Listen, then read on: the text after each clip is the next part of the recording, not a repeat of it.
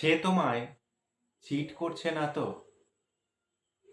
সে তোমায় ঠকাচ্ছে না তো?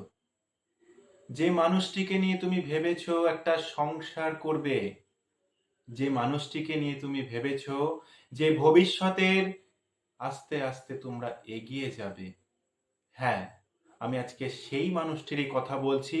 যে মানুষটিকে তুমি ভেবেছো যে সেই তোমার কাছে সব,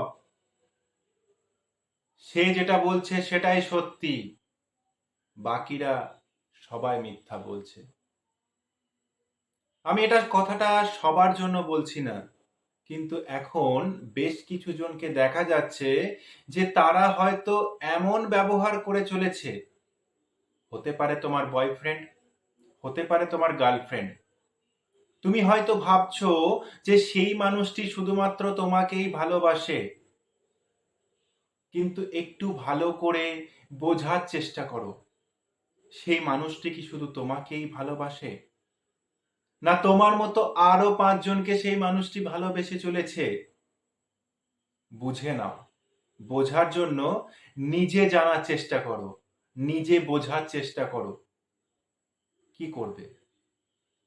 দেখছো যে সেই মানুষটি হয়তো তোমাকে ফোন করছে, হ্যাঁ, দেখছো সেই মানুষটি হয়তো তোমার খোঁজ নিয়ে যাচ্ছে, কিন্তু সেই ফোন করা বা খোঁজ নেওয়ার মাঝে কি সত্যি সেই ভালোবাসাটা লুকিয়ে আছে, নাকি শুধুমাত্র অভিনয়?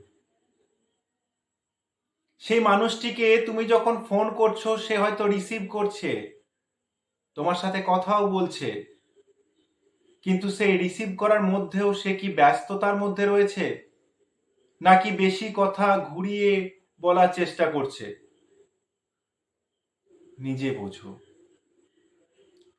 হয়তো এটাও তোমরা দেখতে পারো যে হয়তো তোমরা চাইছো তার সাথে একটু কথা বলতে, কিন্তু সেই মানুষটিকে দেখছো যে কিছুক্ষণ পর, কথা বলার পর হয়তো বলছে যে সে হয়তো ব্যস্ত আছে, পরে ফোন করতে।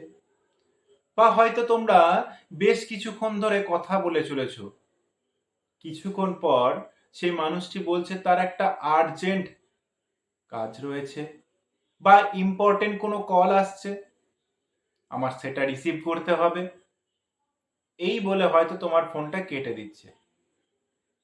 অনেকেই হয়ে থাকে এই ফোনটা কেটে দেওয়ার পরেও দেখবে 5 মিনিটের মধ্যে কিন্তু সে কল ব্যাক করছে, সেটা বোঝানোর জন্য। অথবা অনেকেই হয়ে থাকে যে আধ ঘন্টা বা 1 ঘন্টা হয়ে যাওয়ার পরেও কিন্তু সে আর কল ব্যাক করছে না, তখন বুঝে যেও সেই মানুষটি হয়তো তোমাকে চিট করে চলেছে।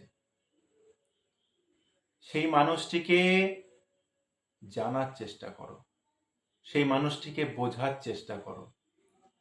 হ্যাঁ, হতে পারে তার কোনো ইম্পর্টেন্ট কল থাকতেই পারে, হতে পারে তার কোনো ইম্পর্টেন্ট এসএমএস।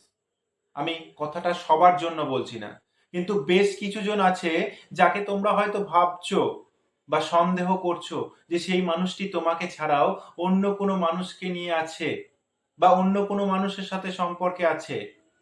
আমি পার্টিকুলার সেই মানুষদের কথাই বলছি। নিজেরা বুঝতে শেখো, নিজেরা একটু যাচাই করো, সবটাই বুঝতে পারবে।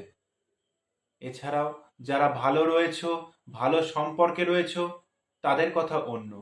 যারা মনে করছো যে তোমাদের বয়ফ্রেন্ড বা গার্লফ্রেন্ড হয়তো বা এরকম করতে পারে, তোমরা জাস্ট একটু নিজেরা যাচাই করো, তোমরা নিজেরাই সবকিছুর প্রুফ পেয়ে যাবে।